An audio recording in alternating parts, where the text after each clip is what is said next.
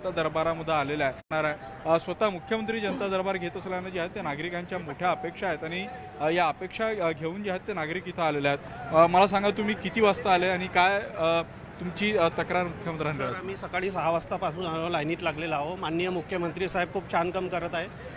35,000 record break police भरती त्यांनी केली। आमची एकच मागणी आहे की आता पोलीस भरतीचे ऑनलाईन अर्ज भरून घ्या आणि पावसाळ्यानंतर फिजिकल घेण्यात यावे, कारण की आम्ही वयवाढी संदर्भात खूप आंदोलनं केली, साहेबांना निवेदनं दिली, परत तो मुद्दा इश्यू उभा होईल।